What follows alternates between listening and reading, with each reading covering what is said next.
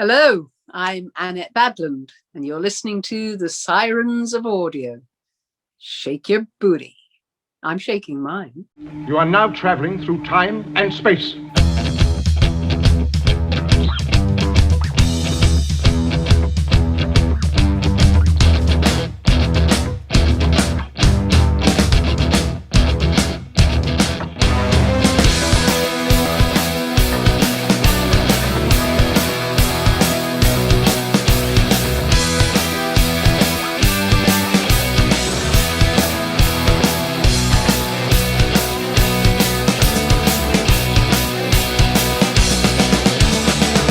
G'day audiophiles, this is the Sirens of Audio, the show that explores the universe of Doctor Who and the audio medium.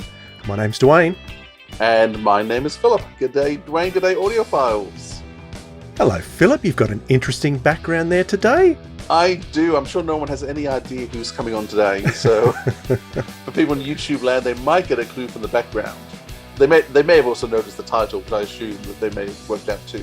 The name may be in the title. Yes, indeed, we are going to be speaking with the lovely Bonnie Langford a little later in the show, because I think when she was in Doctor Who on TV, it was in a similar kind of way. Colin Baker got a bit of a rough deal in terms of Doctor Who, and then went on to Big Finish to get sort of almost like a second chance. And I think it's the same with Bonnie Langford and the character of Mel in Big Finish too. So we're going to have a look at that and see what Bonnie thinks about all that too. So that'll be very exciting to do in just a few minutes' time. But unfortunately, I've been stumped, Philip. Do you know why? Why, Dwayne? Because I've just fallen into a rabbit hole. Let's go!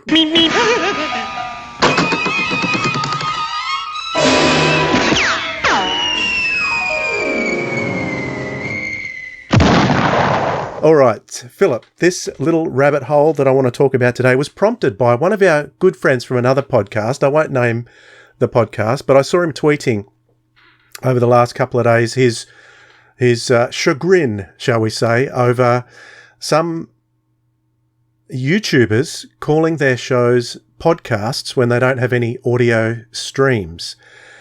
And I weighed in on the topic of that, and it did strike me at first that some people, I don't know how much YouTube you watch, Philip, but there are some shows out there that call themselves podcasts. They don't have an RSS feed like we do, so they don't have an audio accessible stream, but they call themselves a podcast. And I always it always struck me that a podcast was something that was oral. It went into your ears, not it wasn't a video. So did you have any views on that, Philip? Well, I did notice the debate happen, and I was actually thinking through, can video only be a podcast? And then I was trying to work out, well, what actually is a podcast? Yes. So that was in terms of, has anyone actually defined ever what a podcast is, and can something actually change shape and form? Well, that's what I said. I thought that the original podcast was a term that came from the device, an iPod. Yes. So I thought it was something that you originally downloaded onto your iPod and listen to it that way. Is that correct? Yes. Well, I don't know. If that's the case, then there's no such thing as a podcast anymore. Is there? Do iPods don't exist? Do they? They're gone. We just have the I think people, because the iPods are sort of merged with your phone now, so it just works that way. Yeah. So once again, it's an old terminology, and technology's moved on. So I actually think there probably is nothing wrong with having video-only podcasts. A podcast, I think, is, in terms of when I think of podcast is someone with an interest, sharing their interest with like-minded people. And so all the podcast shows that are on are all about people who have a passion and interest in some topic, and they want to share that passion with other people. And some people, depending how many, choose to listen in and sometimes hopefully interact with what's going on. So if that's what a podcast is, then there's no reason why a video feed can't be a podcast. Yeah, and it's even though podcasts are things that you can download, I never download podcasts anymore. I stream them wherever I am. It's always via stream, so that's different as well. And now that Spotify, known as a music streaming service, is more of a podcaster, they've recently introduced video podcasts. We do our own video on Spotify too now. So I watched my first one the other day. It's good, isn't it? It is, because I don't usually use Spotify. Right. I'm an Apple user, and I use the Apple podcasts. Yeah, I don't know But about all that. I went, oh, look at this, and actually played around with it, and it was actually quite a nice picture, and I liked the way they framed it all, and it They looked good. they do say that Spotify is going to overtake Apple with their podcasts this year. They do say that. I don't know if that's true or whatever. Whether it's just the top tier podcasts that are getting much more listens on Spotify, don't know. But anyway, that terminology podcast has kind of led me on to another subject that I've been wanting to talk about for a little while. Because I just looked up the dictionary. The dictionary definition does actually say audio, a Right. digital audio file made available on the internet for downloading to a computer or mobile device. Right. So that is the correct definition. Well, it's the Oxford Language Dictionary, but once again, dictionaries follows usage, and so that's right. As usage changes, Yep. the dictionary has to change. Yep. There's half the Oxford Dictionary wouldn't is out of date from 20 years ago. That's right. Been updated because we keep language changes, meanings change, and that is the current Oxford Dictionary definition. And so if I was debating back at school, I'd want to use that definition because if it proved my point. But if I was debating the negative, I'd go, well, actually, definitions change. And I'd say, if more and more podcasts go video only, it's going to alter. But you're going to go to another point. I am going to another point. It's completely unrelated to the term podcast, but related to the fact that definitions and terms change their meaning over time. And a little while ago, we got a rating on a bit of a fringe podcast host. I can't even remember the name of it now. I took a screenshot at the time, but now I've lost the screenshot. I'll have to go and find it, see if I can stick it up when we actually put this out. But we got rated 3 stars. You always want 5 stars, don't you? But we got rated 3 stars. And the comment was that excellent interviews most of the time, but some of their boomer... what was the terminology? Some of their boomer content is a little hard to take or something like that. And it got me thinking about the term boomers because That's right. But actually, the term has changed because I've looked it up. The definition of boomers has changed because I always thought that a boomer was my father because my father was born in 1945. That was the end of the war. So 1945 to, say, 1960, they're the baby boomers. Yep. And that's where my own personal definition of the term is. So it's people of the generation that came before me. And for me to suddenly be called a boomer, it's like, oh, what does that mean? Or is this person so out of touch he doesn't know what a boomer is? But then I thought, well, maybe I'm out of touch. So I went and had a look. And a boomer is now a term for someone who is older, which I think you and I do fall into that category, who are... young at heart, Dwayne. I'm young at heart. Everyone's young at heart. An older person who is unwilling to change their entrenched view or something like that, something along those lines. So got me thinking, oh, really? And it's a derogatory term virtually now. It's just an insult. It's just a way of insulting people, playing the man, not the ball. But the thing is, if a young person is calling someone like a younger person is using the term boomer, well, what they don't understand is they haven't got to our age yet. And when you do get to this age, you have developed certain views and you are entrenched in certain ways of thinking and worldview, and you've got a lot more experience.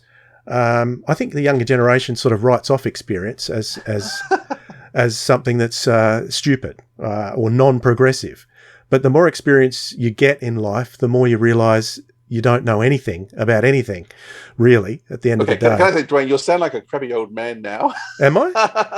Am I really? When you start talking about the younger generation, because one of the things that's fascinating looking at our figures is the fact that actually we cover the whole age gamut really healthily in terms of we've got lots of younger people listen to us. Thanks, guys. We love having you around. And we actually are well distributed across all age spans. I wouldn't say that younger people don't get that. I do think that with a bit of age, some younger people. I do think, and whoever's called us a boomer, shame on you. But in terms of with age comes, I think, wisdom, and so wisdom may look like we're entrenched in beliefs. It's just the fact that we've learned stuff. Okay, I now know it's not wise to stick a knife into a power socket, and so I'm entrenched in that belief. And there would be other beliefs I have in terms of all sorts of things about life that have come through years of making lots of mistakes and getting it wrong, and I've learnt. Okay, now if people want to say, well, that means you're entrenched in your beliefs, well, yeah, maybe that's what wisdom is. But yeah, it's more complex than that. So anyhow, I'd love to know in what ways, what beliefs we're particularly entrenched with and hard to take. Yeah, I suspect it's our rabbit sessions that get people, Dwayne. But that being said, lots of people keep commenting how much they love our holes. Well, your holes. That's okay. By all means, give us a review. But if you do want to rate us, I don't mind if no one explains a 5-star review. That's no problem at all. No, give us the 5 stars. That's okay. Don't explain it. But if you have to, or give us a 5-star review and tell us how we can get a 6-star review. There you go. Do that for us. Because I'm always open to feedback, and always like to know what people are interested in. If there's something I'm doing that's irritating, I'm interested in it. It's not going to say I'm not going to have hurt feelings, Philip. You know that. But very sensitive. I've still got to deal with it, and the amount of criticism that's out there for other people, the amount of criticism I get is nothing compared to what other people get. Yeah. So I can take a little bit. So just tell us what you think. Tell us how you think we can improve, and if we can, and tell us what you think you've learnt from us as well, because everyone can learn from everybody. That's my view, anyway. But yeah, whoever that person was, you're spot on. We do some great interviews. We love doing them. All right, that'll do us. Let's jump out of this rabbit hole. We'll claw our way back to the surface. I'll throw in a little trailer for. Let's throw in a trailer for. Let's go. Do you want to go Bang Bang a Boom? Yeah, I love Bang Bang a Boom. I know you do. Let's throw in a trailer for that, and we'll come back in a moment with Bonnie Langford.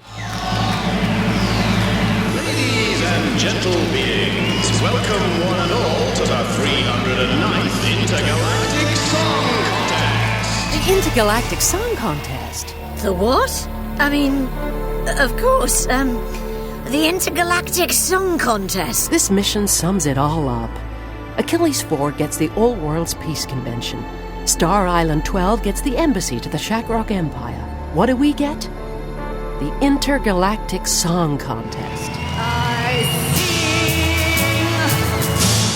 Excuse me, but what are you doing? It looks very interesting. This. It's a device for measuring proton strings in the 12th dimension. Oh. What have you discovered so far? I just don't know. Hurry, Mel! Is this the way? Down this corridor! Oh dear. Naughty Breedles. Oh, Mel. What? Haven't you worked it out? Didn't you realise? But The clues were all there. But why? Because I was drunk. I was drunk. Well, I'm just not like the other boys. You're not like any other man.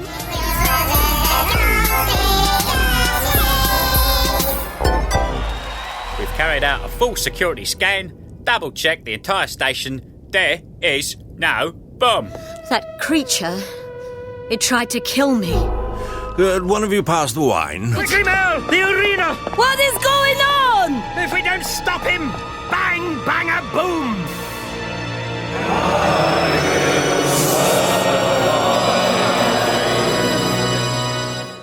Our guest today has been entertaining audiences for over 50 years, from singing and dancing to theatre, from soap opera, and even to a computer program from Pease Pottage.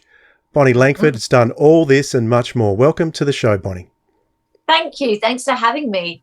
Long way away. It's exciting. Thanks so much for joining us. Now, I said 50 years. It seems like a long time, but you were very young when you started, weren't you? Oh, I was. I was in the womb. Yes, I was definitely. No, I started. My first West End show was when I was 7. My first TV show was when I was 6. So, yeah, I've been going a long time, and I've kept going the whole way through, which I'm really so grateful for. I really am. And I still, there's things that I don't like about it, but on the whole, I like it and I still enjoy it. So to be able to do anything for that long and still enjoy it, I think is such a joy, and I feel very privileged. Absolutely. What was it that pushed you into performance at that young age? Were your parents pushing you in that direction? Well, it was my mother, but actually, yes. I mean, my family, actually, I haven't gone back any further, but my great aunt, so my grandmother's sister, was a ballerina and studied with people like Ninette de Valois, all the people who created our Royal Ballet here. And she became a dancer and travelled the world with Pavlova, Anna Pavlova, who was a huge ballerina, came back to England after her travels and opened a dancing school. And my mother, who was young then, joined it. And then she took over the dancing school. When I was born, my sister was 10 years old and was just going to the Royal Ballet School herself. And my other sister was going to a theatre school. So, it was just in the household. It was the household business. My father was nothing to do with it whatsoever. But yes, dancing and training and, all kinds of performing and learning a craft was definitely in the industry. I was the one who started off the earliest. It was not intended. It just was a sort of a situation that happened. And it's just everything has happened by sheer sort of chance and luck. But yeah, so that's really, it was just something completely normal. This was what's so bizarre about my life is that, sometimes I talk about things and I think they're completely sort of normal experiences. And then people go, no, that's really not normal. But my daily life was completely averaged. It's just that sometimes I would go off and go to a theatre in the West End and do a show. Now, you were very, very busy throughout the 70s as a child performer. How did you go with transitioning? Because in Australia, I was not very aware of you I was not aware of you at all until Doctor Who. But you'd been performing for a long time before that. What was the transition like between a child actor and sort of as you were getting older? What was that like? Well, that's a really good question because I can tell the age of someone by what they know me from. So I did a TV show, particularly. I'd been on television and I'd been in theatre and I'd even been to Broadway and stuff like that. But TV is the thing that has the impact, obviously, because you're in people's living rooms. But I had been in a television series when I was actually about 12, and I was playing a 6-year-old called Just William, which it came to Australia. Certainly, I'm not sure how much further it went, but it did go there. And that was very popular in England. It was just a children's program on a Sunday afternoon, and it's called Just William. And I played a character who was very kind of precocious and very willful, let's say. And so that became hugely popular here, even though I was only in, a matter of about 3 episodes. And sometimes if somebody comes up to me and says this catchphrase that I had in that TV series, I can tell how old they are because it's never been repeated. So, and sometimes that is, I found through my transitioning years, I found that really difficult because I thought, oh my goodness, I have done, and still to this day, if someone comes up to me and says that catchphrase from when I was a kid, I think all the stuff I've done such a bigger body of work since then that sorry, my dog is running around like a lunatic. She's going out for a walk and she's very, very excited. But so I can tell, sometimes you think, oh, just let me be who I am now rather who I was 40 years ago. But then sometimes now I can look at it and think, well, isn't it lovely that people have me in their memory bank of so many probably more important personal things, and somewhere I pop up in there as something that reminds them of their childhood. It's like sort of bad haircuts, you remember them. And I think I'm like that, or my character was like that. What was difficult was that, as I say, I played these characters and then people thought it was me, which was a backhanded compliment. Because I was obviously very convincing, but I actually was not like that person at all at home. So, it's just a case of weathering certain transitions through our lives. Sometimes when you're doing it in public, it can be, a bit trying. But I'm still here. I haven't had any nervous break. Well, didn't do too well, but I haven't had any major kind of, I haven't had major sort of, I haven't gone into rehab, let's say that. For the last week or two, I've been listening to one of your albums called Now. which I've had for ages, but I put out again and started listening to again. And the second track is "I'm a Woman," and so I'm assuming it's actually struck me that I didn't realize before. Listening to it now, I'm realizing it's actually quite autobiographical. As there's a lot of songs on it, and that song to me is you saying, "I'm a woman now. I've grown up. Let me be an adult." Yeah. So it was a while ago now that I did that, and it was written for me by Tony Hatch, who also wrote the Neighbours theme. Yes. Oh, yeah, great taste. Yes. So Tony Hatch, who's the most amazing song. I mean, Downtown, all the hits for Petula Clark. Did he write Home and Away as well? I'm not sure. He might have written the theme tune for that, but certainly the Neighbours theme tune and all those things. He's an absolute icon of songwriting, and he is a friend of mine. And he said, "I'll write your song," and he wrote that. And it was autobiographical because I was doing a show at the time. I was touring the UK, and it was a way of sort of saying, okay, yeah, you remember me from that, but hey, I missed that. I don't use that song anymore, but it was at the time, it was a lovely way of going, okay, we all know where you're thinking, but let's just look at me now. And that's that, really. My first memory of you is actually before Doctor Who, which I hadn't realised. I mentioned before we chatted that people will know who listen to this podcast, I've got a huge love of musicals as well. And that huge love of musicals comes from when my parents took me to London. We were visiting family there, and they took me to a show that had just opened called Cats. Mm-hmm. And it was the most amazing moment when the lights go down, the lighting started, the stage started revolving, and out came all these people, one of whom was you. And I actually dug out my program, and actually you were still in the cast at that stage. And part of my passion and love for musicals came from that first musical. And since then, I bought the soundtrack. I wore the Rumble Joe and Uncle Huteza track down. My parents hated me playing it. That was my favorite track on the entire album, which I just played over and over again because it was just so playful and fun. And as a teenage boy, these cats getting up to this mischief. So my love of theatre is a lot of it's because of your work. Oh, well, I feel very. See, this is one of the lovely things. This is the bonus stuff that I get in my life, is that I feel really privileged and really thankful that something that I was in introduced you to a world of wonder, and I'm thrilled about that. Thank you, because I do think it's really important that those sorts of memories, pardon the pun, are exactly. They lead us to different places. They, it's about feelings. Our lives really, although we might remember sort of events, we remember them because of how they made us feel. And if something like that made you feel that you wanted to explore theatre more and enjoy it, then how great is that? That's just such a fantastic thing. Thank you.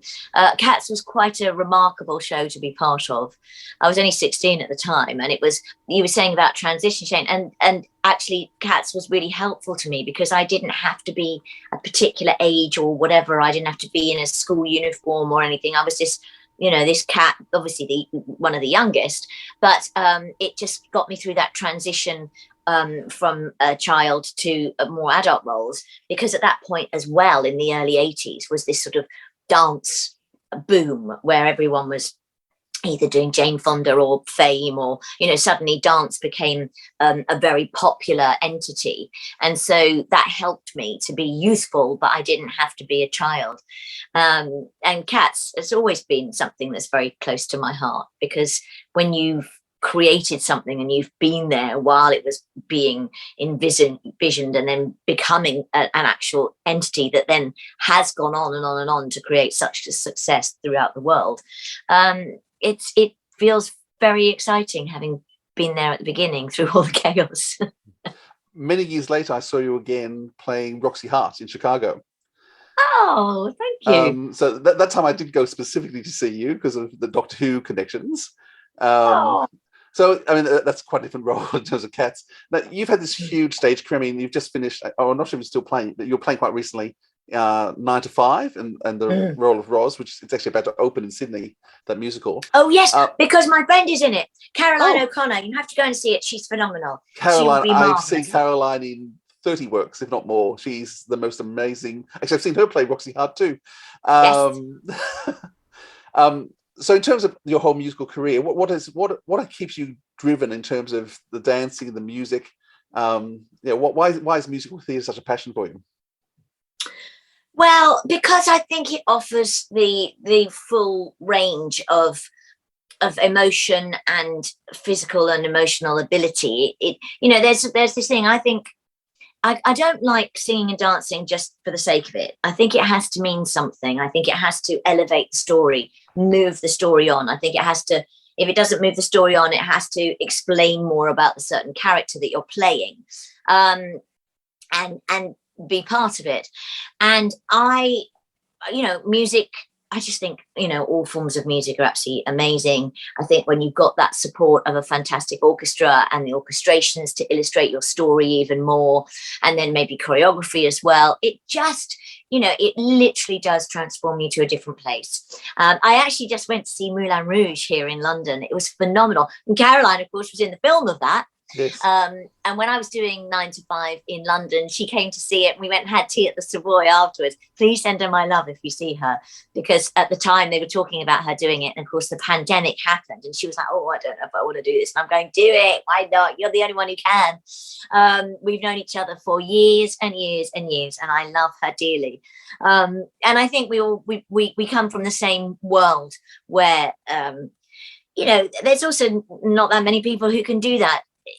The thing about musicals for me is that it's that heightened sense of taking it to yet another place where you encompass music, elevation of whatever story you're telling. And sometimes people do stop and think, people used to say to me, it used to drive me absolutely mad. They used to say, "Oh, yeah, you've done a bit of singing and dancing. Have you ever thought about acting?" I mean, what is it? That's what it is, isn't it? You just do it in a different way. And you were talking about Chicago and playing Roxy Hart. And of course, Chicago was originally created, the show, by Bob Fosse. And he would say at one point that there's this quote that he was in the middle of a technical rehearsal, and he asked the stage manager to go and call the actors down to the stage. And she said, "Do you want the dancers?" And he said, No. We are all actors. Dancers are actors who communicate with their bodies. That's the only difference. And I've always kept that with me, in that, yes, I love musicals because I love the music, and I love the whole production of it all. But I think also I love the way that you can tell a story further. So I've been given strict orders not to talk about musicals for too long. So he could talk for hours. I could talk for hours. I've got to say, Bonnie, thank you for introducing him through Cats, because he never shuts up about musical theatre anymore. I'm trying to expand Dwayne's tastes. No, I do like the odd play here and there, or the odd musical. Well, I think what's important, you know what? A lot of people say, "Oh, I don't like musicals." I think there are good musicals and there are very bad musicals, and there are good plays and there are very bad plays. And I don't think it's actually the genre. I think it's whether it's done well and whether it appeals to you. I think, as I say, if you just see people leaping around for no reason, I don't like it either. But I think if something's done well, whatever it is, there usually that's the key to it. It's not necessarily the genre, it's whether it's done very well or not. That's all. Very good. So what got you in the sights of John Nathan Turner? Do you recall? Well, there's a musicals fan. Oh my goodness. John Nathan Turner absolutely adored musicals. He was like, "Ah!" And so he was always going out and seeing things. And there was this restaurant that's still there, actually, called Joe Allen's in London, that basically it was also in America, and it came to London because it stayed open late. And generally you could go after a show. Most people would, if they were going to go anywhere, they would go there after the show and have something to eat. So it was sort of like a theatre cafe in a way. It was where you would just go to chill out after a show. And I was there one night, and John came in with my agent, and I said hello to him, and he'd been to see something else. And I think I was doing Peter Pan at the time. And he said, he was very chatty and lovely. And also his partner, Gary, had been in the original London production of Sweet Charity, which I absolutely loved. So he had worked for Bob Fosse himself. So they were very, John and Gary were a very theatrical couple.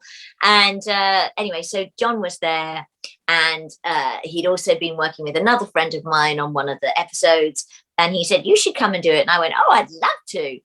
That was it. And obviously that was the seed that was sown.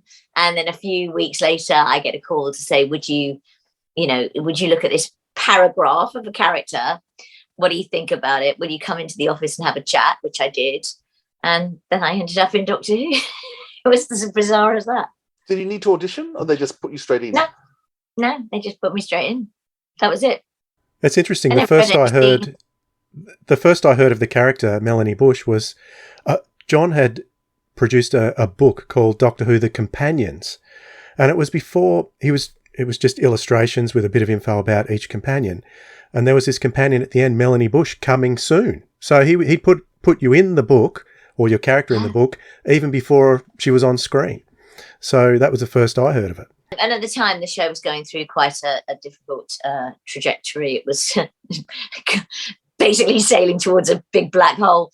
And so, the one thing that John loved was he loved his rogues gallery of his famous faces on the wall, of which he had a whole wall full of him pictures with all these amazing stars. I remember that. And at the time, I was in the press a lot. And I think that maybe, he wanted to also get a lot of visibility for the show. He wanted to be able to drum up the support that he knew was out there so that the show could continue. He was a huge fan. He loved the show. And, more than most producers would. He literally, he was a big fan, and he couldn't bear to see it not being served the way it should be. So he fought for it. We in Australia, we don't see the sort of tabloids. I think the British press run very differently over there than what we have. And I know that they tend to be very attacking. And I think Doctor Who fans at that stage were very vocal in terms of being negative about everything. Did you feel pressure on you in terms of when you were coming in? Was there much... did you feel any attack towards you personally in terms of coming into the role? Oh, well, you see, I'm one of these people that I try to avoid the press as much as possible and not read it. And that, I think, is the best thing, because there will, and, you get that even more now with social media, there will always be somebody who disagrees. There will always be somebody who will say something about you, for you. We've all got opinions. We do it ourselves. We'll say something about someone. We probably know nothing about what's going on behind their lives and why they're doing something or what have you, And we like to also imagine, particularly with people in the media, because what they sell is this lifestyle that doesn't exist. I'll be rich and famous. First of all, that doesn't go together. And, they also think, everybody thinks that every time you're in the paper, you get paid a fortune. You don't get paid a thing. And, it's this complete sort of Hollywood fake sort of old-fashioned showbiz that never existed even then. So it's sort of that in itself is weird. We also think that people who are in the media have got it all sussed. We're all paddling, we're all like, swans. We might look gorgeous on the top. Underneath, we're flapping our wings like, flapping our feet like you wouldn't know. So, we're all just humans trying to do a job and make a living. And we're no greater or lesser than anybody else. We're just all trying to survive, aren't we?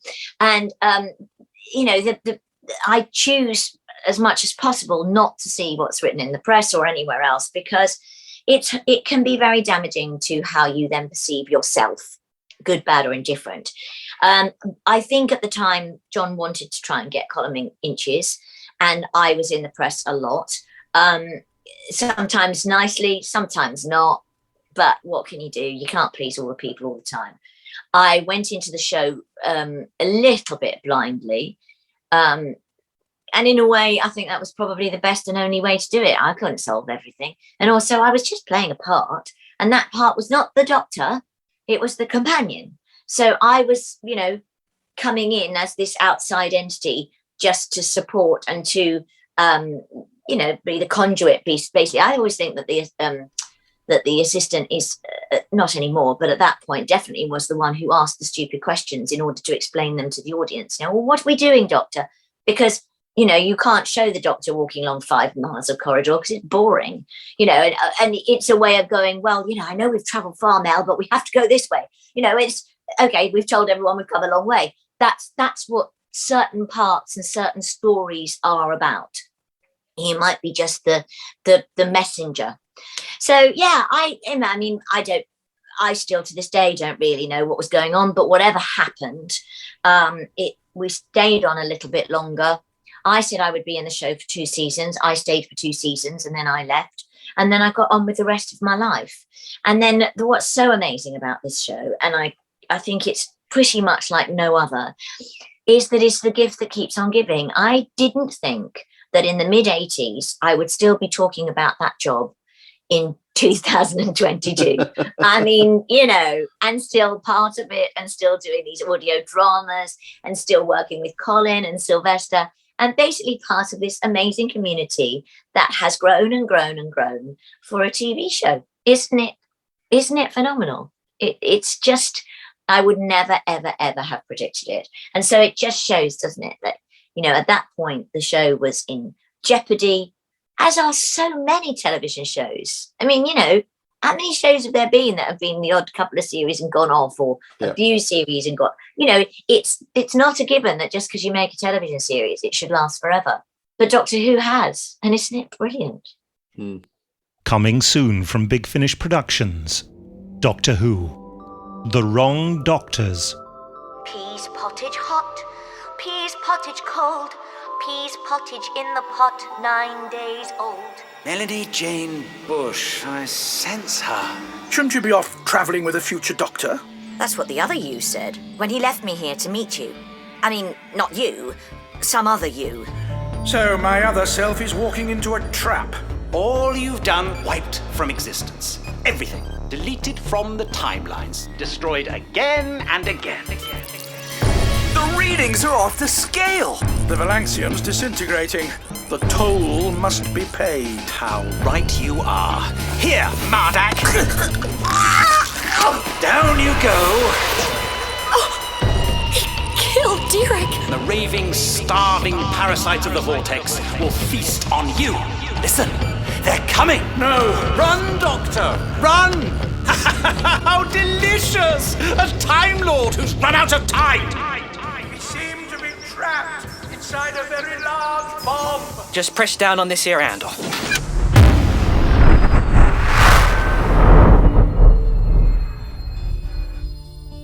Oh, Mel. I'm so sorry. Subscribers get more at bigfinish.com. I should say that I missed the last few episodes of Trial of the Time Lord, so I didn't see you in those. The first episode I saw you in was when I was on a road trip. I was travelling in the outback of New South Wales, and I was in a little town called Lightning Ridge. It's a mining town, and I was in a motel. I was about 15 at the time. I was with my grandmother and my uncle, and I insisted that we stop in this motel. It was the first Doctor Who that I'd sort of watched on first transmission. It was live, and got them to watch it. And it was Time in the Rani, your first episode with Sylvester. So that has a very, very special place in my heart, that episode. Hey, how's it going? I am standing here in Lightning Ridge, and it was 31 years ago when I visited Lightning Ridge for the first time and stayed in this motel, the Black Opal Motel. And things have changed a little bit. There's a few more people around than I remember. But what was very interesting is that in one of these rooms in this motel, I can't remember which one it was where I saw on its live transmission in Australia the very first Sylvester McCoy episode of Doctor Who called Time in the Rani. And I still remember begging my uncle and grandma, who I was road tripping with at the time, to stay in one of those rooms, stay in that room until that episode of Doctor Who had finished. And on this little road trip in the last couple of days where we've been, Burke and Lightning Ridge, I've been thinking of my grandma and my uncle.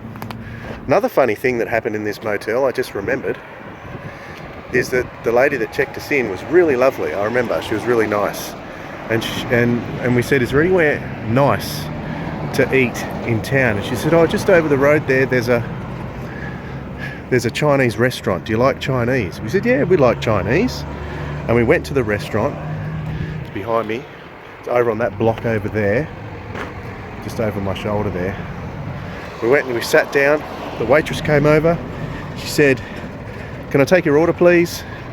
And it was the same woman who checked us into the Black Opal Motel. So there you go. There's a little story for you. There it is. There's a piece of my personal history that I've come back to revisit after 31 years.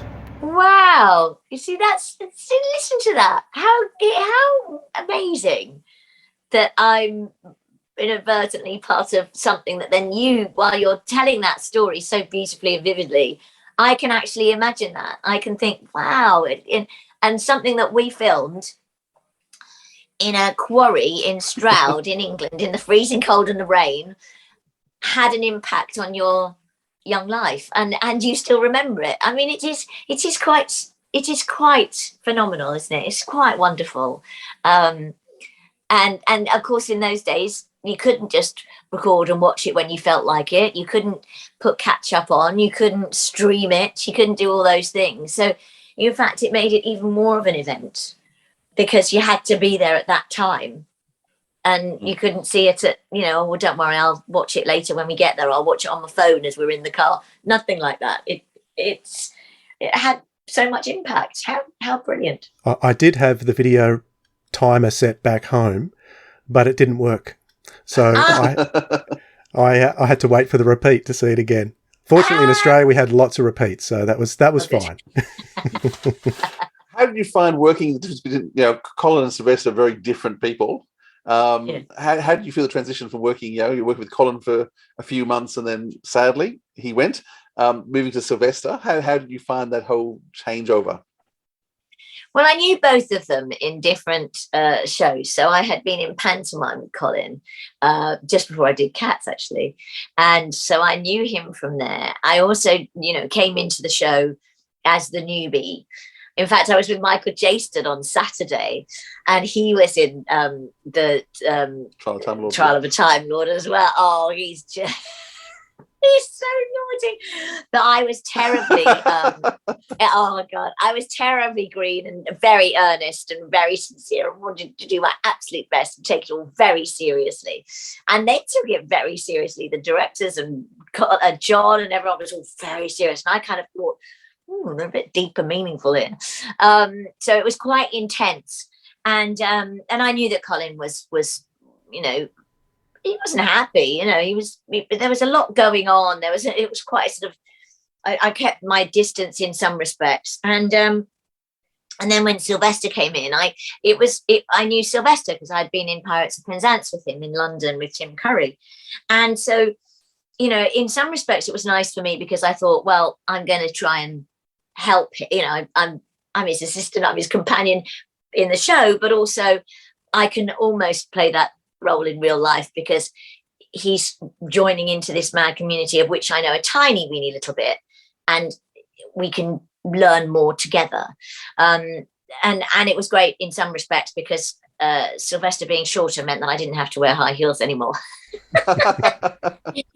But I do so many audio dramas with Colin and Sylvester that although they're very different people, we have such a lovely connection and relationship. And I've just done a whole series of audio dramas over the past year with Colin, and that's been an absolute joy. I haven't seen him at all because it's all been down the line, but we managed to do that. And we've just done so during the lockdown, we were all kind of clearing out our cupboards and storage and finding things. We thought, what the heck is this? And Russell T Davies, who of course brought the show back and is now the new showrunner again, he found a script that he had written when he was 23, the first script he'd ever written, and he wrote it for Sixth Doctor and Melanie Bush, and we've just re-recorded it. We've recorded it on audio, and that comes out in March next month. Here. I know. Yeah.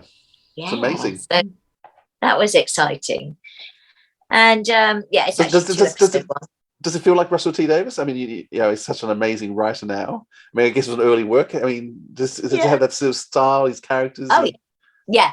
Takes the most likable character and kills him halfway through. Yeah, yes, does sort of. Well, what the difference that I found is that when I did my stories, they were also set in space somewhere in the middle of the distance somewhere, pretty much, and they were. The thing about Russell, even from the word go, he related it to Earth. He related it to ordinary people. It starts in a living room. TARDIS materializes in somebody's living room. It was different even then. It was much more Earth-based, people-based feelings, how you are about something, different characters, young characters, older characters, all coming together in this, to support each other. So I think it had more of a, let's say, human element than a sci-fi element. It just, happened to be that there were these, these other characters coming in from elsewhere. But it was based, you could tell that, his way of writing was very relatable to those of us watching it. So yeah, it did have a different feel to the way that things were written then. They were much more, we have to do a bit more sci-fi talk, and it didn't seem so relatable. And also for Mel, in fact, I think he wrote me up a bit, which was great, because all I ever got really in the TV series was "But Doctor." I didn't really have to say much. I was supposed to be a computer programmer. I never went anywhere near a computer, let alone the TARDIS console. I mean, just never touched anything. So it's nicer to think that certainly the female characters have developed. Yeah, certainly one thing about Big Finish is, particularly in relation to the Sixth Doctor, is that Colin's had a chance to kind of play the Doctor the way he always wanted to, and in a way that he didn't on the television series. Yeah. Was it similar for the character of Mel for you that you got? Because one thing, although you say that the character says, "What is it, Doctor?" a lot of the time, the TV Mel also screamed quite a lot too, which I don't hear.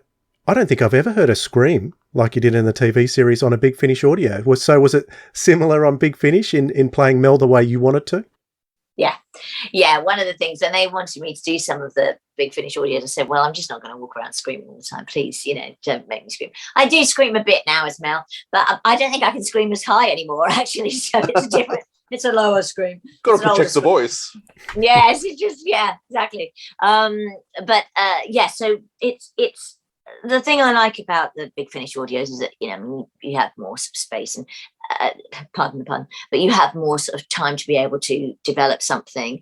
You're not trying to cram it into a half-hour episode. Because there was always a lot to get in, even though the stories would often go over 4 episodes, it was still a lot to get in.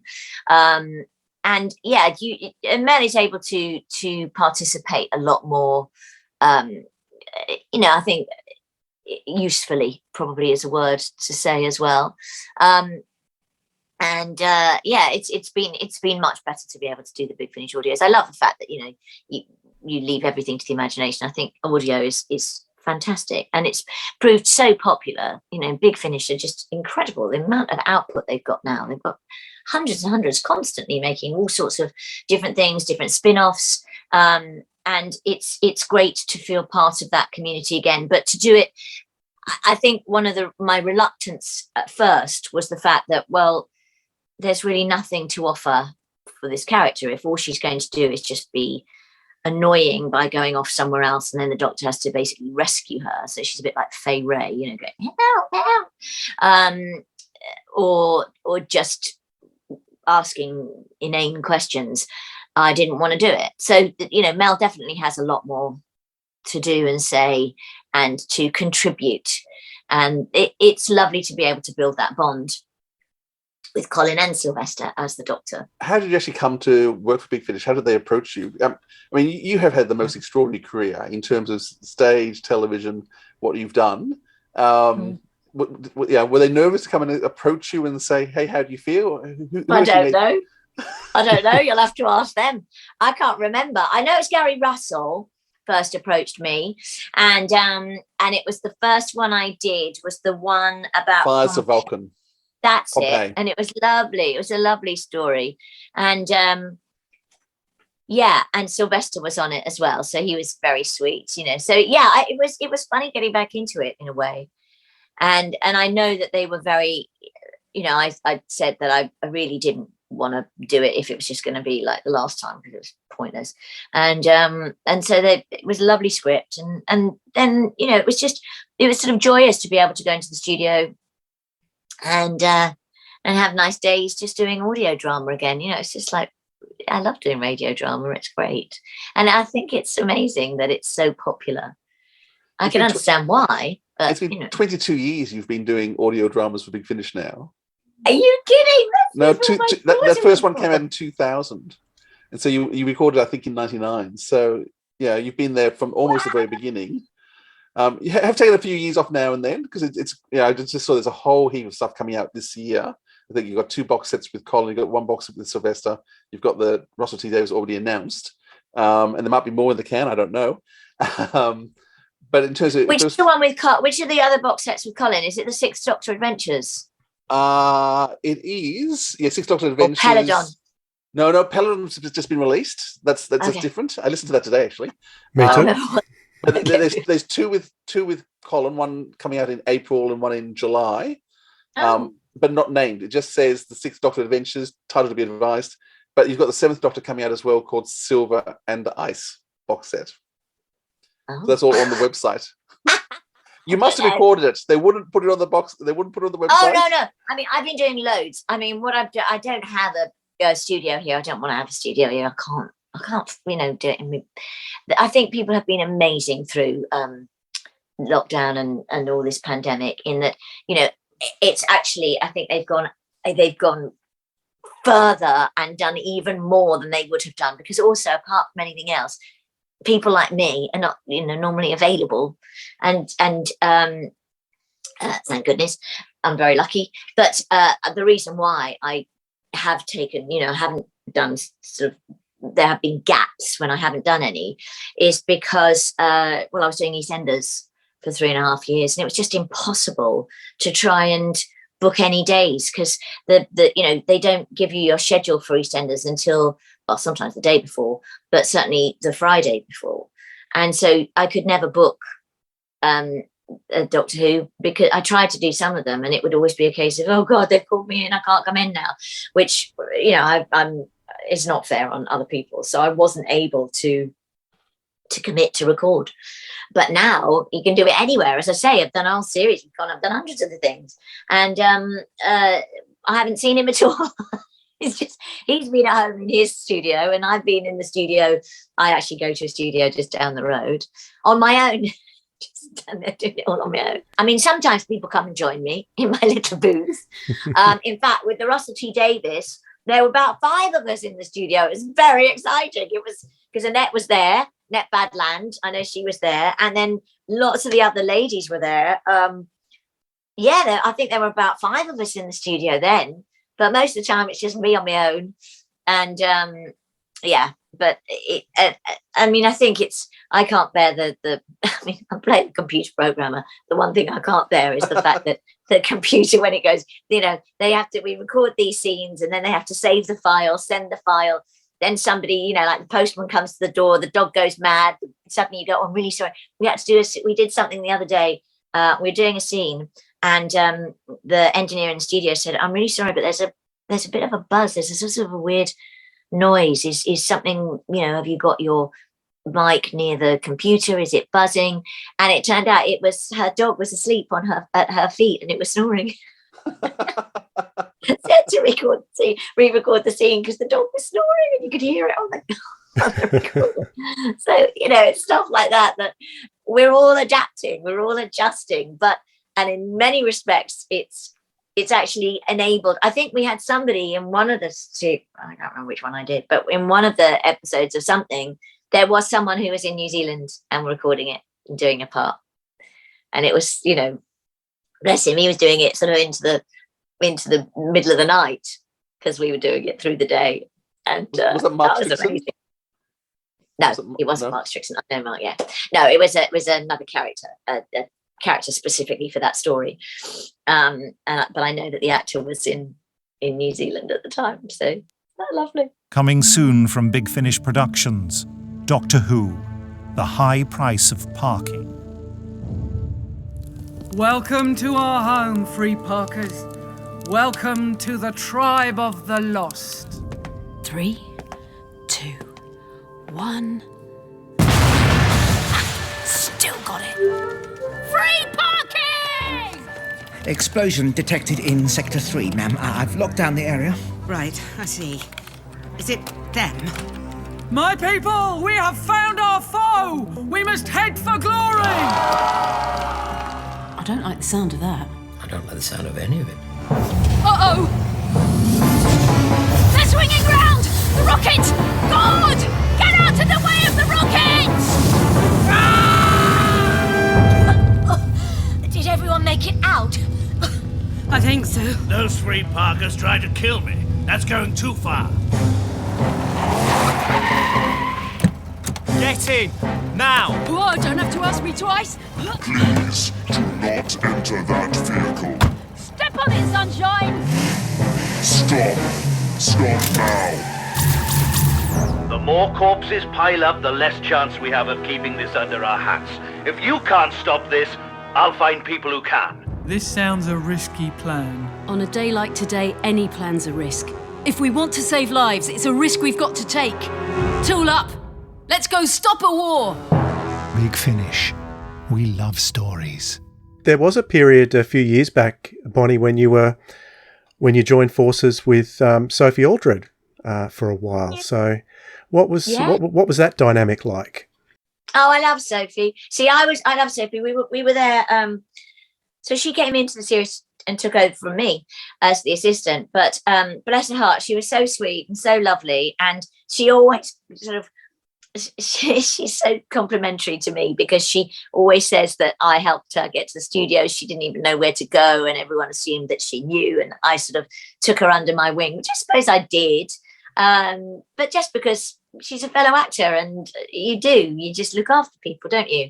And I think that's one of the things I did enjoy about when I was doing Doctor Who, was that it felt we had so many amazing guest artists come in that I always felt like we were the sort of the parents, if you like, and we were part of sort of like a rep company, but Sylvester and I were the people that were always there sort of welcoming new people in, and it was almost like you starting a new job, but we'd been there before, or welcome to. I felt like it was part of my job, which I was really happy to do, to sort of make people help people enjoy it, put people at their ease. And so Sophie always is very flattering when she says that I helped her because she didn't even know where the dressing room was, and she didn't want to look stupid, and I didn't I wouldn't go and shame her. I'd just go, no, it's just over here. I didn't have to go, don't know where it is. She didn't want to look naive, but she did need to ask a question. And we've kept in touch over the years a lot, and yeah, we've done some of the Big Finish audios together, and we do some conventions together and stuff like that. So yeah, Sophie is just lovely. Sophie and Sylv and I and Colin and all that. Yeah, and because of the box sets that have come out as well, and they've done these sort of behind the sofa things and like different goggle boxes type things and all that. We've done them together and in different combinations, and that's nice as well. And Sophie's a lot more involved with Who than I am, so I sometimes watch things, or I might phone her and go, "What is that? What is that? What is that? Who are they?" And also I do have a very naughty sense of humor, and I do sometimes find things funny when I shouldn't, and so I kind of keep it a bit light. She's kind of, this was this amazing character, and I go, but it just looks really silly, and I'm allowed to say it because I'm not really that invested in it, in the fact that I just look at it from the outside and go, but that's the most ridiculous costume. Why did they make them wear that? And that is it's quite a great combination. She's a lovely, lovely girl, Sophie. I really like her a lot. Yeah. You very much are the triple threat in terms of dancing, acting, just everything that you'd want in terms of performer. What form of performance and work do you actually like to do most of all? In terms of, is it being on a Broadway stage and a West End stage? Is it being on television? Is it the audio? If you had a choice of going to work tomorrow, what would you choose to do? Do you know what? The reason I do this job is because of the variety. If it was any one thing all the time, it would be dull. And I just feel very, and no matter what you do, there's always something else that you haven't done that they ask you to do. And you think, gosh, I've done all these different things and I'm still being given challenges. And that's what it's about. It's about being interested and interesting. Theatre is immediate.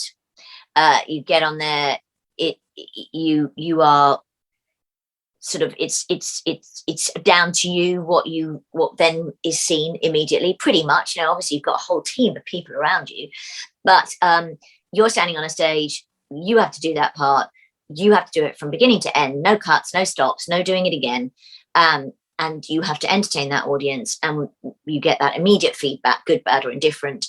And that's very much more, it's quite daunting, but if you know what you're doing, it can be absolutely wonderful that you get that immediate response, and it's instant. And so you get that, what we're talking about at the beginning, which is that feeling in the room.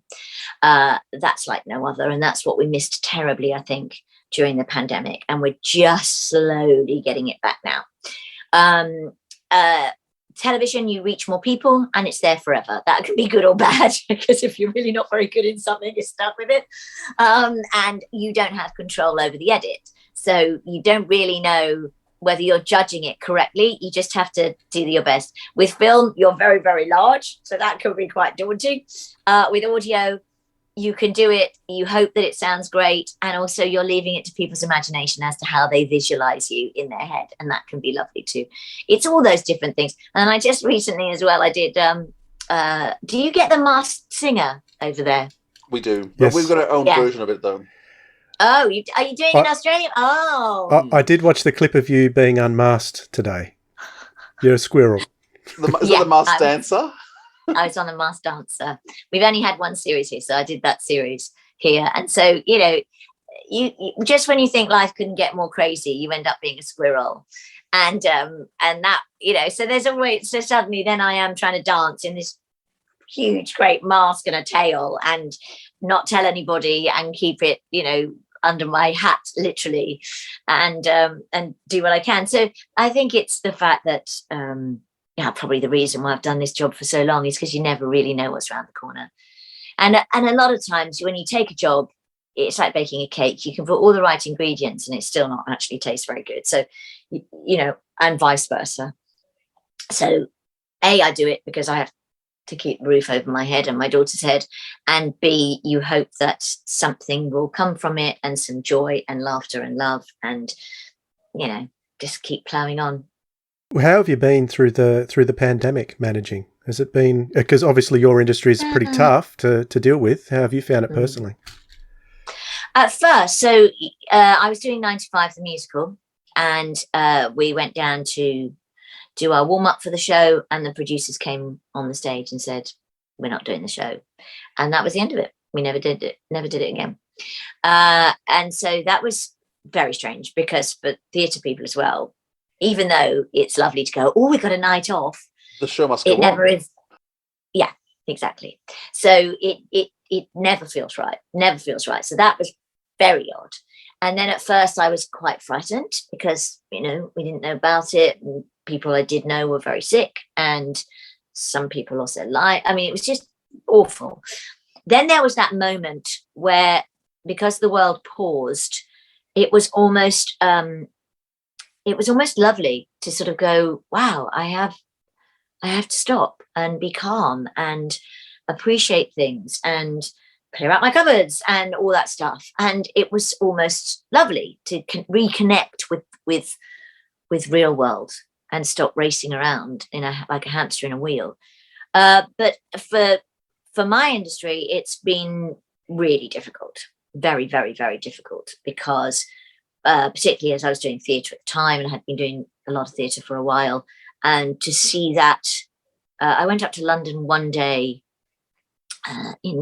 during the lockdown, I think it was, and it was really eerie. I mean, it was like being in a Doctor Who episode where, where's everybody gone? There are these beautiful buildings and beautiful streets with nothing, just nobody. And that was and it started to get dark, and I thought, I need to go home. I'm scared of this. It was really quite frightening. As far as people are concerned, it has been devastating. It will take a long time for us to catch up. Theatres are beginning to open again, but with the Omicron lately as well, it's been horrendous, because you just can't keep a show running, and you can't keep people coming. You've got to have a scenario where everyone feels safe, where audiences want to come back.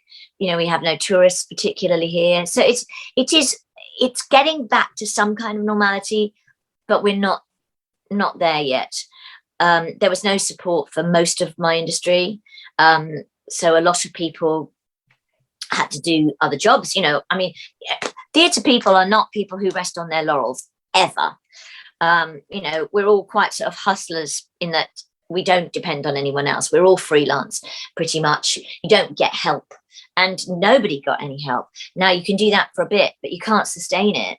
And it's very difficult to explain, because, as I said before, people think that just because you're on the telly, or you might even be on the telly doing an interview, you're not being paid for it. And it doesn't mean you can't say to your mortgage company, oh, well, I know I was on the telly, but I haven't got any money for it, because they go, what? Too bad, you have to pay. And then again, you lose your confidence, you lose your courage, and you start to think, I'm completely irrelevant, and there is no place for me to go. So, I think there are a lot of repercussions, and there will be for a long, long time. Because on top of that, you have to stay connected with the real world, because you're playing those people. And as an actor, you're not supposed to be a whingy actor. You're supposed to be always putting on a show and being wonderful. And that, I think, has had a great impact on our profession. Now, I think, because TV companies were having to play so many series that they had in the bag, or that they, the COVID rules were so tight at one point, it seemed it was just financially and physically impossible to make TV shows. Now they're going bonkers. Everything is like, oh my God, make this tomorrow.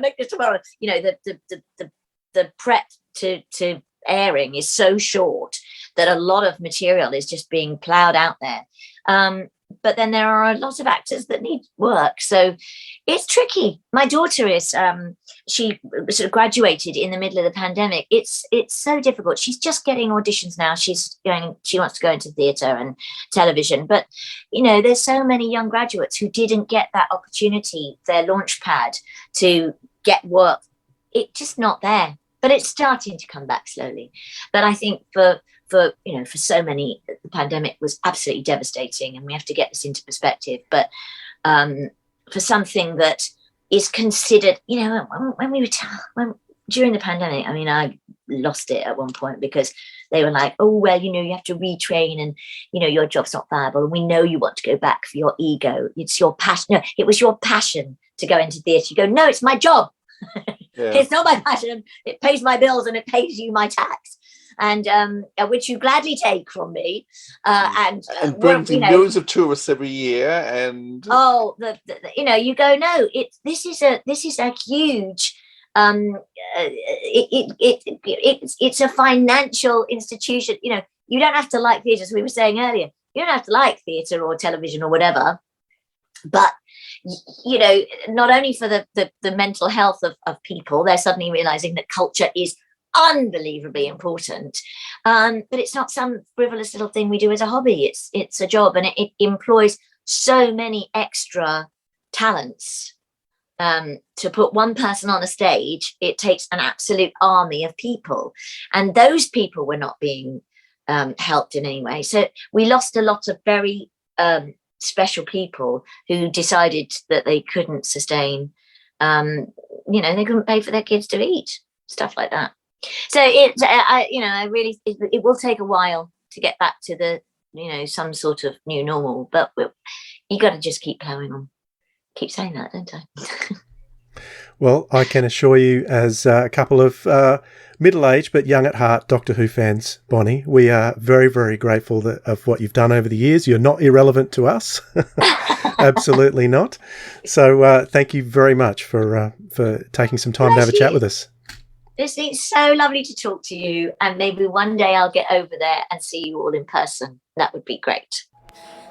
There was panic in the parlour and howling in the hall. Doctor! Oh! From Big Finish Productions, Doctor Who, Mind of the Hodiak. The other is out there, actively aware. She knows that I am searching and is afraid. She's out there, somewhere in the wide worlds. Not again! Not again! Put it all down! Whatever you are! Why? Why do you keep doing this to us? This institute is dedicated to research in the field of psychic science, the power granted to the human mind, taking us one step closer to the angels. Your mind, his mind, his mind in your mind. Two minds, one mind. Something's setting coordinates. Doctor! Keep down! What's happening? Why are you doing this?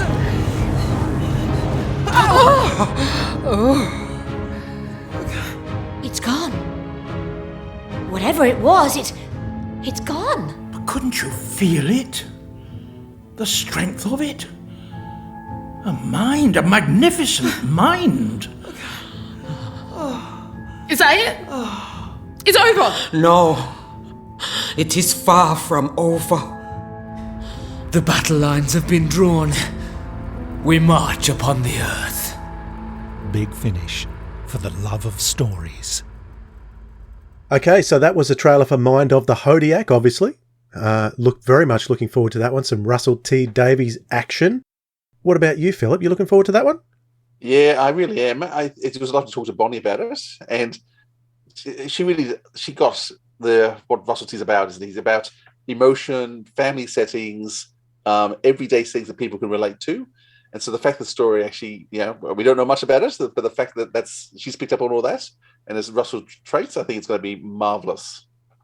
And what a lovely, lovely lady Bonnie is. It was, it was such a privilege to chat with her, and I'm so glad we were able to do that. Yeah, it was. Yeah, she's lovely. Like, just happy to chat, and we could have gone on for a lot longer. I controlled myself, everyone. I'm sure you have no idea how much I had to control myself. You're just chomping at the bit. I could tell. So the musical theatre is seething out of you, Philip. Yes, seething out of you. When she's out here in Australia, we get to spend some proper time with her. And she's going to have a very unpopular meal with me where I'm going to talk all about all the stuff she's done. Very good. All right, well, instead of our usual recommendations, what I thought we'd do this time is, because we didn't mention too many specific Mel stories from Big Finish throughout the episode, I want to ask you, give us a couple of your favourites of Mel throughout the years, 6th or 7th Doctor. What's been some standouts for you in the Big Finish range over the last 22 years? Yes, well, I mean, I love what Big Finish have done, and they brought her back. The Fathers of Vulcan. I guess it's part of it's nostalgia, but there's a real warm heart I've got to a lot of the early stuff that the Big Finish did. And when they first brought Mel back in the Fathers of Vulcan, Mel was suddenly a huge adult character, and it was just fun to watch her work with Sylvester McCoy. And I thought that's just a great story. But just the first few she did were wonderful. The One Doctor is one of the funniest stories you can have, where you've got Colin Baker finding out there's another Doctor roaming around and he's trying to work out who it is. But Mel plays beautifully off that, and they swap companions at one stage, and she's the companion to the other Doctor. Just the humour she has in that. Bang, bang, a boom. She's excellent in comedy, isn't she? Oh, she is so She's funny. perfect. The timing's really good. So Bang, bang, a boom's another one, which is just so funny. That it's all based around Eurovision, except it's a space vision. I love Eurovision as well. All tongue in cheek. It needs songs. I mean, it's so sad she doesn't sing, because that would have been made the piece of the icing on the cake. And then she did the amazing Flip Flop, which is 2 discs that you can listen to in any order. That was a snap. Oh, sorry. So I'm just, her first 4 works were just extraordinary, but then she comes back to other things. So she does a great story with Davros, with the Juggernauts. And all of those, by the way, can I say, all these ones at the moment you can get for £2.99. For those of you who are in Great Britain, or $2.99 in Australia or America. For those of you in Germany and Norway and other places around the world, because we've got lots of people listening in all sorts of different countries, go to the Big Finish website. But at the moment, all of those are very cheap and are just worth having. And or absolutely free if you go to Spotify. The first 50 are definitely up there. So really, okay. You'll be able to hear all of those except the Juggernauts. You won't hear that because that's post 50. Okay, so guys, just get hold of stuff.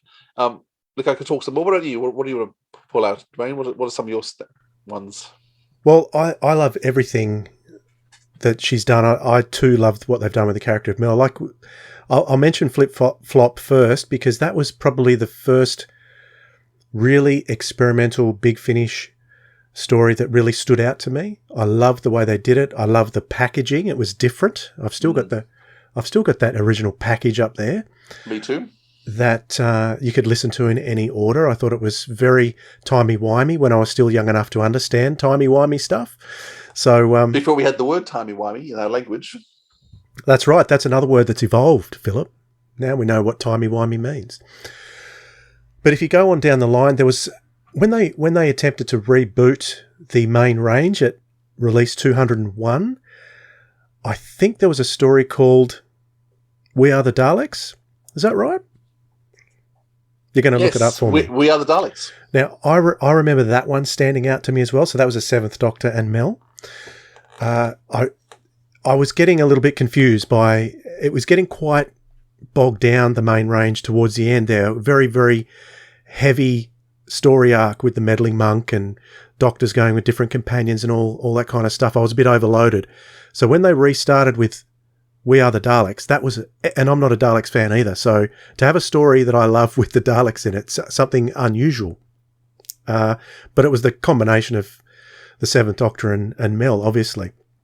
I also really liked the combination of Ace and Mel. So there was a stage where the Seventh Doctor and Ace went back and started travelling with Mel again in Mel's future after she left the TARDIS. Yep. So she travelled with them for was it 6 or 9 stories altogether? 9 by the looks of it. 9. So one of them that really stood out to me, I can't remember the story specifics, but I thought it was a funny name, and funny names of stories really stand out to me. And when the story has a big impact on me as well, I'm very happy about that too. So there's a story in that lot called The High Price of Parking, which really stood out to me. And is that in the trilogy with another story called Maker of Demons? That was a really good... And Fiesta of the Damned, is that a different trilogy? No, Maker of the Demons and... Yeah, Fiesta of the Damned is the first one. Fiesta of the Damned. So that trilogy was really, really good, but The High Price of Parking really stood out for me in there. So, yeah, throughout the years. And now I've just heard today, Peladon has just been released. So Mel and the Sixth Doctor appear in the 3rd episode in that box set. Absolutely adore the setting of Peladon. It's one of my very, very favourites. And she's also coming up very shortly in Mind of the Hodiak, A Lost Story, and the Sixth Doctor box sets. We didn't mention either that the Sixth Doctor and Mel have a new companion joining them too in the Sixth Doctor series coming out. So there is another companion, brand new for Big Finish. So I'm curious to see what they do with that too. Mm. We've previously done a story on, must have been one of our randomoids, on the Wrong Doctors. Yes. Yes. Which is, of course, another great one, which actually shows us how she joined the Sixth Doctor and left the Sixth Doctor at the same time. Yeah. So you can go back and listen to that one because we wax lyric about that one at great detail. Yeah, as I said, I think actually hard pressed to find a bad one that she's done. As I flick through, there's nothing that stands out for me in terms of that's not worth listening to. There are a few among Big Finish that I'd say to people, no, I wouldn't listen to that, and definitely don't listen to that one. But there's nothing that Bonnie's done in terms of that like that. And I guess part of it's on the whole Colin, because most of what she does with anything with Colin, I generally love. I think they're great. But she bounces really well off Sylvester, and she just works so well with him. So yeah, works well off them both. So I can't believe it's been 4 years since we've had any Mel stories, though. Really? Boy, that time's flown. I know. It's been 4 years since the last Mel story. Well, we've got lots of Mel this year to look forward to, so that's fantastic. Lots of Mel, and more to come. But you and I, Philip, we're just a pair of old boomers. So what do we know about anything, eh? I'm Gen X. I'm not a boomer. Hey, what do I know? What would you know? All right. That'll do us for this episode. Thank you very much for joining us. Give us a rating. Give us a rating on Spotify or wherever you listen to your podcast. We don't mind. Make sure it's 5. That's a big one. Yeah, Apple Podcasts. Give us a 5-star. Drop us a comment. Tell us what you think in our YouTube videos if you're watching us there. We always love to get some feedback from you there too, and I'll always do my very best to write back to you too. So thank you very much for listening and watching, and we will catch you next time. Toodles. See you guys. Bye.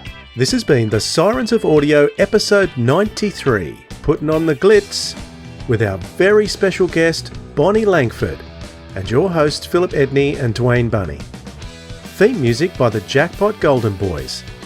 Thanks for dropping some feedback to us if you're listening, and a like if you're watching. We really appreciate it. Our Facebook, Twitter and Instagram handles are at Audio Sirens. And our website is sirensofaudio.com. And if you're wondering why your player isn't working for 6th or 7th Doctor audio adventures, don't bother calling tech support. Just plug in your Megamite modem and listen away. Because audio drama